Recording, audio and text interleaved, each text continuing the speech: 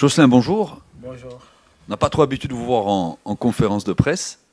En tout cas, les voyants sont au vert pour votre équipe. Vous venez de battre Dunkerque, qui a tenu un dragé haut au Paris Saint-Germain. Donc ça prouve aussi la valeur de cette victoire 2-0. Là, vous allez à Annecy. Le problème, c'est que depuis le début de la saison, vous avez eu du mal à enchaîner les victoires. Alors du coup, est-ce que vous êtes alerte avant ce déplacement en Haute-Savoie? Bah, déjà, on a obtenu les 3 points à domicile, chose qui est bien. On va essayer de faire ce que nous avons mis en place à l'entraînement. Le vendredi, c'est demain, pour obtenir les 3 points aussi à Annecy, chose qui n'est pas facile. Alors Jocelyn, vous êtes typiquement le joueur que l'on adore des fois et que l'on déteste aussi des fois. D'accord? Comment arrivez-vous à gérer à la fois votre physique et aussi vos émotions sur le terrain? On sent que des fois, vous n'arrivez pas à vous maîtriser. Ouais. C'est un gros travail, ça aussi? Ouais, ça demande du travail. Parfois, on me fait des reproches. Moi-même, je suis conscient que je veux tout le temps récupérer. Ça fait partie de moi, la récupération, être agressif. Du coup, parfois, j'ai du mal à me retenir, et chose qui me fait prendre des cartons jaunes ou être suspendu parfois.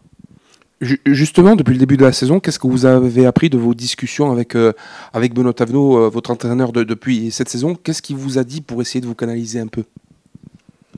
Benoît, le coach, Oui. il est exigeant. Il demande à ce que je sois dans une continuité, pas que je fasse des matchs bien, moins bien. Il demande à ce que je sois tout le temps haut, pas que je regresse de niveau.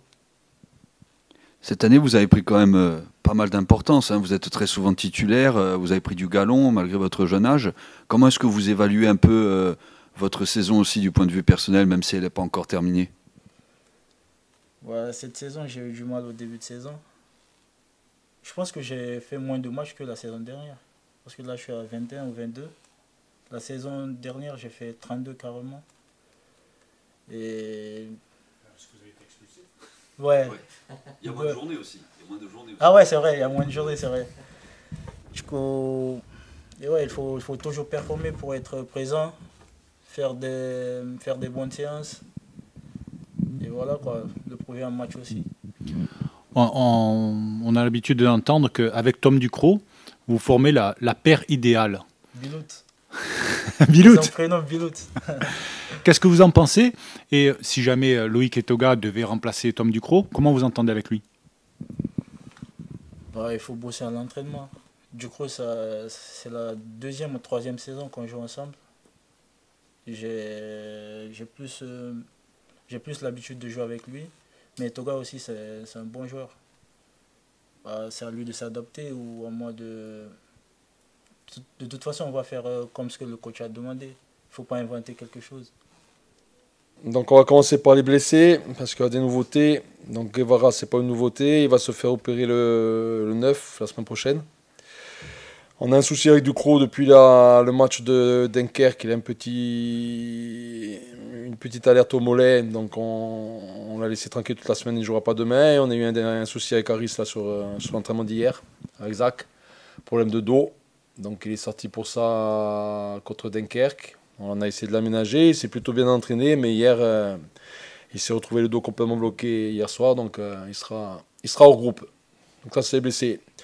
Le groupe Fabri, Placide, Bonnert, Menadier, Oulay, Ronca, Guidi, Akwesson, Etoga, Janet, Madjotti, Vincent, Boutra, Aiki, Sissé, Blé, retour de Félix Tom et Sébastien. Ok, coach, quand nous avions discuté cette semaine, vous imaginiez que Félix Tom peut-être pourrait partir avec la réserve, jouer à Wassel. Finalement, vous le gardez avec vous? Ouais, c'est un peu j'hésitais au départ et c'est un peu la blessure de Zach qui fait que je préfère avoir Félix dans le groupe parce qu'il peut me dépanner sur différents postes. Alors pas dans une défense à 4, mais si à un moment donné on doit passer à 3 axiaux. Donc c'est ça qui fait la différence. Après, pour le joueur, ça aurait été peut-être un peu mieux de faire un match plein avec la réserve. Maintenant, il a montré vraiment cette semaine des bonnes choses. Le seul souci que j'ai, c'est qu'il n'a pas touché la compétition depuis 2 mois et demi. Mais en tout cas, sur son travail et son investissement depuis qu'il est blessé, enfin depuis toujours d'ailleurs, il mérite d'être avec nous demain. Avant de parler du match en lui-même, pour vous, ça va être un retour sur le banc. Après 8 matchs de suspension, comment vous l'abordez ce retour? Est-ce que vous avez ressenti quelque chose de particulier cette semaine? Non, pas du tout. Pas du tout, j'ai rien senti de particulier. Ça sera particulier demain. Ben, quand les joueurs sortiront, je vais sortir avec eux, je vais me trouver sur le banc. Donc j'y penserai à ce moment-là, mais non, ça n'a rien changé à la semaine. Et d'ailleurs, j'y pensais hier soir à ça, que ça me faisait rien. Donc voilà, j'espère que ça sera un retour, en tous les cas, concluant demain. Ça n'a peut-être rien changé à la semaine, mais ça a été long pour vous, cette attente quand même, pour retrouver le terrain, j'imagine. Oui, très long, hein. Je l'ai dit. Alors sur mes semaines d'entraînement, ça changeait rien. Sur mes préparations de match, ça changeait rien. Mais après le match, il est très pénible à vivre. Très pénible à vivre. Maintenant, quand on est puni, c'est qu'on a fait une bêtise. Et généralement, les punitions, elles sont faites pour embêter les gens. Donc je savais que ça allait être pénible. Mais c'est très long. 8 matchs à ne plus jamais reproduire.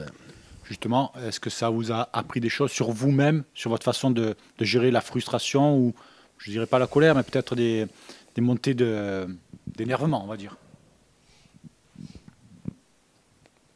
Je fais rarement 2 fois la même erreur. Voilà. Par contre, je fais des erreurs. des fois, j'accumule des erreurs, mais des nouvelles.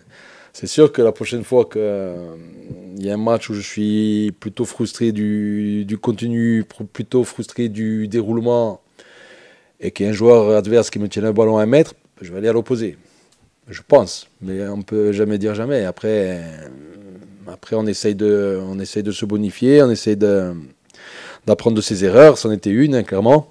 Donc voilà, mais je vais être très vigilant à ce que je vais faire sur le banc à partir de demain. Vous savez, j'avais été expulsé à Strasbourg. J'avais pris 2 matchs et 3 avec sursis, ou un truc comme ça. 2 matchs et 2 avec sursis. Donc j'avais un sursis toute l'année avec Dijon. Et ce sursis-là, je l'avais bien en tête et j'ai pas pris un seul carton jaune avec Dijon. Après, par contre, je suis pas impénible avec les arbitres parce que je leur dis jamais rien aux arbitres. Voilà. Ni jaune, ni faute, ni touche, je leur dis jamais rien. Donc, je vais faire attention. Là, j'ai un sursis de 4 matchs quand même encore. Hein. Donc, on va être plutôt bon. Pour passer au match de demain, est-ce que l'un des objectifs de cette fin de saison, c'est aussi de gommer une autre frustration de cette saison, c'est-à-dire de ne pas être arrivé, à part une fois en tout début de saison, à faire une série d'au moins 2 matchs gagnants? Est-ce que c'est l'un des objectifs clés de cette fin de saison, gommer cette frustration? Clairement, c'est l'objectif. Hein. J'en parle depuis début 2025. Est-ce qu'on sera capable de le faire à un moment donné? Plus on s'approche de la fin de saison, plus la fenêtre est petite, mais c'est vraiment l'objectif d'enchaîner, de terminer au mieux ce championnat et de défendre nos couleurs. Alors, on a souvent reproché à votre équipe que ce soit son manque de réalisme, mais aussi un petit peu sa gestion des coups de pied arrêtés, voire la gestion des fins de match. Est-ce que vous diriez que votre équipe a progressé sur ces 3 tableaux qui nous paraissent assez importants? Globalement, on a progressé. Par contre, sur certains matchs, on a certaines rechutes violentes. Voilà, la progression, elle est pas linéaire. Notamment. Mais il y en a eu d'autres. Mais globalement, l'équipe, les joueurs ont progressé. On est meilleur aujourd'hui qu'en début de saison. Ça n'empêche pas qu'on a eu des trous d'air.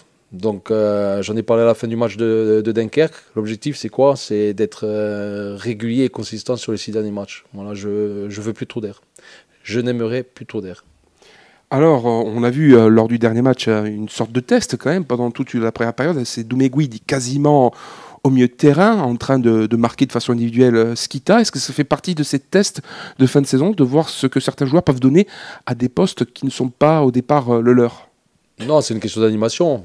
Doumé a joué défenseur central. Après, j'avais demandé effectivement qu'on aille les bloquer très haut Dunkerque. Après, l'histoire du match de demain elle est complètement différente parce que ce que propose Annecy, c'est complètement différent de Dunkerque. Donc il faut apporter d'autres solutions. Par contre, ça nous a montré qu'on était capable de faire de bonnes choses et de s'adapter sur des systèmes un peu plus complexes. Et je reste persuadé que c'était la meilleure façon de les jouer Dunkerque. Mais on a su le faire aussi sur les gros matchs. Hein, le PFC, on avait joué un peu différemment, on avait su le faire. Voilà, quand il y a des choses tactiques assez précises à faire, on est plutôt bon. Quand le match est un peu plus délié, on est un peu moins, par moment, on est un peu moins performant. Et je tiens aussi à vous faire noter qu'à chaque fois qu'on a joué à 10, on n'a jamais perdu. Donc ça démontre qu'on est capable de s'adapter et on est capable de répondre à différentes choses. Concernant l'adversaire de demain, c'est une équipe qui paraît un petit peu prendre l'eau. 5 matchs sans victoire. En fait, depuis qu'ils sont passés barragistes, ils n'ont plus gagné un match. Ça fait 5 journées. À quoi s'attendre? Ils ont le même nombre de points que Bastia. Donc bon, techniquement, ils sont sauvés. À quoi il faut s'attendre demain de leur part, vous pensez? De leur part, ils ont la volonté de regagner un match le plus vite possible. Ils jouent chez eux. Ils ont la volonté de ne pas galvauder cette fin de saison. C'est une équipe qui a été dans les 5 premiers toute la saison. Donc, ils ont l'objectif de finir dans les 5 ou dans les 6 premiers. Une saison, c'est très très très long. Voilà, ils ont leur trou d'air maintenant. À nous de le faire perdurer demain. Parce que c'est une équipe qui avait pas mal de points d'avance sur nous à un moment donné du championnat. Si aujourd'hui on est revenu à hauteur, c'est qu'eux ont eu un trou d'air et c'est que nous on avançait à un moment donné plus vite. Mais j'aspire à les mettre derrière dès demain.